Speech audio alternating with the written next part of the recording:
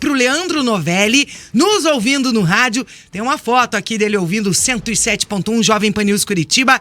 Ele que é coxa branca, mudou e gostou. Bem-vindo ao Bate Pronto Paraná. Tá bom, Leandro? Volte sempre, fica aqui com a gente. Agora sim, Rogério Scarione, chegando pra falar da vitória do Verdão. Boa tarde, Rogério.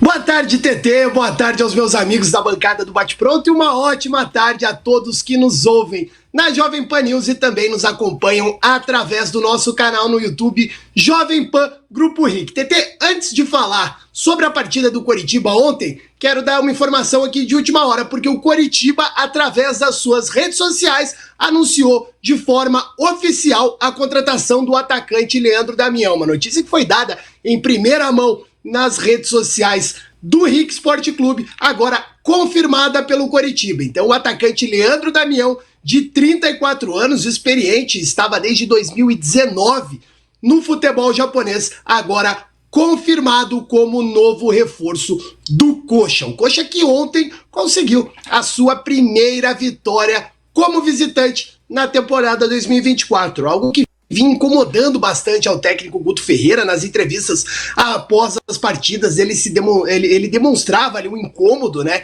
em relação a isso, porque o Coritiba no Couto Pereira está tendo um aproveitamento muito bom. O Coxa é 100% dentro de casa, só que ainda não havia conseguido vencer jogando fora. E agora, diante do Cianorte, consegue ali a sua primeira vitória, os primeiros 3 pontos jogando como visitante. Uma partida que o Coritiba começou bem, até ali numa rotação boa. O Coritiba começou pressionando o time do Cianorte.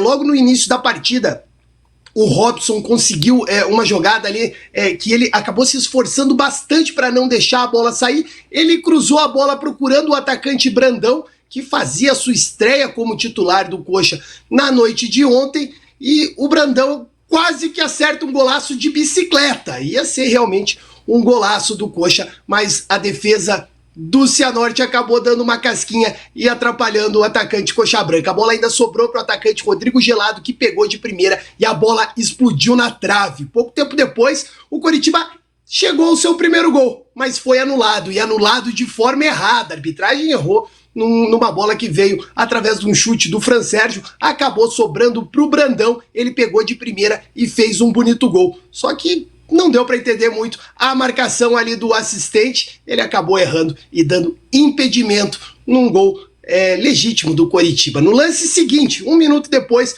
o Brandão é acionado, ele dribla o goleiro Vinícius e aí é derrubado dentro da área. Pênalti pro Coxa e aí não tem, né? Robson marca seu 7º gol na temporada em 7 jogos. O Robson que inclusive se igualou ao Mastriani como artilheiro do futebol brasileiro na temporada, agora com 7 gols. Dali em diante, dava para imaginar que o Coritiba teria um pouco mais de facilidade após abrir o placar, mas foi exatamente ao contrário. O Cianorte cresceu no jogo e passou ali a equilibrar as ações da partida e pouco tempo depois, inclusive, criando mais do que o próprio Coxa. Aos 40 minutos, numa jogada ali bastante perigosa, vinda pelo lado esquerdo com o lateral esquerdo Samuel. Samuel fez uma boa partida na noite de ontem, viu? Foi um dos destaques, inclusive o nosso narrador, o Elísio Júnior, votou no lateral esquerdo do Cianorte como o PAN da partida e, de fato, pelo lado dos donos da casa, no time do Leão do Vale foi ali o principal jogador, deu bastante trabalho, principalmente na primeira etapa ali para o Diogo Batista. Na segunda etapa quem jogou por ali foi o Vini Paulista, a gente já fala sobre isso, mas o Samuel fez uma boa partida. E aí ele num lance acabou invadindo a área, batendo cruzado e quase que o Juninho, atacante e artilheiro do Cianorte na temporada até o momento, quase que ele chegou para empatar a partida. O Juninho que também protagonizou um lance que gerou muita reclamação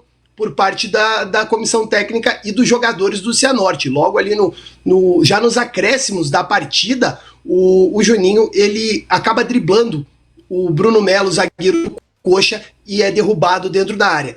O Rodolfo Torres, árbitro da partida, estava em cima do lance, estava bem posicionado e acabou mandando o jogo seguir. Isso acabou gerando muita reclamação pela parte dos donos da casa. No segundo tempo, o Coxa volta um pouco diferente. O Guto Ferreira tira 2 jogadores que tinham cartões amarelos, o Fran Sérgio e também o Diogo, e aí tenta mexer ali um pouco nesse time do Coxa. Quem vai fazer a lateral direita mais uma vez é o Vini Paulista, que fazia tinha uma boa atuação, fazia uma boa partida ali no meio-campo, mas por uma questão de necessidade acabou deslocado ali pelo lado direito e teve ali uma boa regularidade na partida. O Matheus Friso também foi um jogador que acabou entrando e num primeiro momento parecia que o Coritiba se encontrava no jogo, porque o Friso entrou bem, o Coritiba ali na volta do intervalo conseguiu criar algumas oportunidades, mas isso não passou dos minutos iniciais. O Cianorte mais uma vez equilibra as ações e começa ali a ter um pouco de superioridade no jogo, principalmente após a expulsão do Brandão. O Brandão, né, que vinha fazendo uma boa partida, o Alê tinha votado nele como pã da partida no primeiro tempo, vinha fazendo um bom jogo, mas talvez ali, por uma questão de inexperiência e excesso de vontade, numa bola que ele foi recompor a marcação, acabou dando um carrinho na saída de bola do Cianorte, recebeu o segundo cartão e foi expulso. E aí o Cianorte pressionando bastante o Coritiba. Ficou ali cerca de uns 15 minutos com um jogador a mais. O Natan, volante do Leão do Vale, acabou fazendo o que o Coritiba mais queria, né? Deu um carrinho no meio campo, uma jogada completamente sem necessidade. Também recebeu o segundo cartão amarelo ali naquela oportunidade e deixou em igualdade numérica o número de atletas dentro de campo. Aí o Cianorte também pouco fez nos minutos finais da partida e o Coritiba confirmou a sua primeira vitória jogando como visitante. No final da partida, o Guto Ferreira também fez um apanhado do que ele viu do jogo. Vamos ouvir o que disse o técnico do Coxa. Nós tivemos no primeiro tempo, até boa parte do primeiro tempo, o controle da partida. Fizemos um gol mal anulado, né?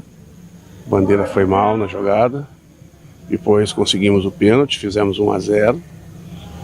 E a partir dali o time deles começou a sair mais, mas nós não deixamos de atacar, nós criamos situações. Acho que o primeiro tempo até foi de certa forma, talvez eu não vi os números exatos ali, mas foi mais parelho do que o segundo. O segundo eles tiveram, nós começamos bem, depois caímos, né?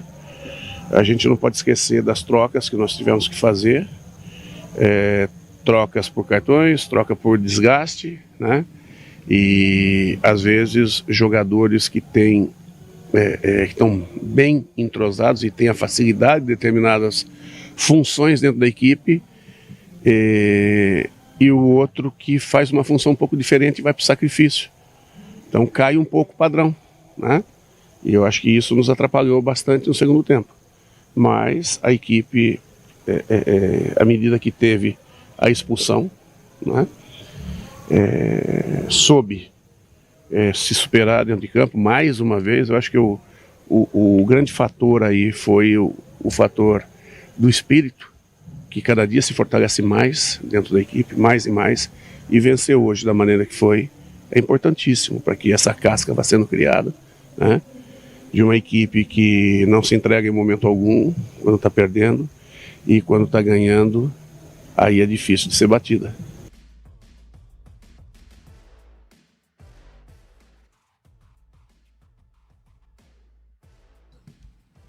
Já já a gente retoma o contato com o Rogério Scarione. Liga o mic, hein, Rogério? Tá ligado? Aí fica difícil, né? Sem ligar o microfone realmente fica difícil. Mas então, tá aí, né, as palavras do técnico Guto Ferreira, ele que fez uma leitura do panorama da partida e também destacou sobre essa questão do Coritiba se superar nos jogos e conseguir aí, enfim, a sua primeira vitória como visitante. O que representa essa primeira vitória fora de casa? E aí? Pelo que foi o jogo ontem, TT, representa que finalmente ganhou fora de casa, venceu. né? Não, representa alívio, porque o Coritiba de fato jogou bem. o Guto continua com o rodízio, né? O Guto não tá colocando um time titular. Ontem Giovanni Meura jogou, inclusive, com um pouco mais de espaço, né? Um pouco mais de liberdade na vaga que é do Matheus Friso. O Coritiba até achei que foi melhor no primeiro tempo do que o Cianorte, mas assim, o gramado de novo do Albino Turbay muito ruim. A bola não rolava direito. O time do Cianorte, do técnico Zé Roberto, eu gosto muito dos trabalhos dele. Foi bem de novo ontem a tentar anular as principais jogadas do Coritiba. E o Brandão foi muito bem no primeiro tempo, né? Inclusive eleito por mim o pão da partida na primeira etapa. É claro que não ficou com o pão da partida porque foi expulso, né? Inclusive de forma juvenil. Mas o Coritiba... E o gol anulado... Não, gol anulado é brincadeira. Os erros de arbitragem ontem foram brincadeira. Né? Foram brincadeira. Cada dia pior a arbitragem. O gol anulado do Toski primeiro não é tempo, FIFA? O Toski é ex-FIFA. Ex-FIFA, né? Ele perdeu o escudo. Graças a esse tipo de atuação. Mas assim, no lance Grande do gol Toski, do né? anulado, ele não teve culpa que o auxiliar deu um impedimento bizarro.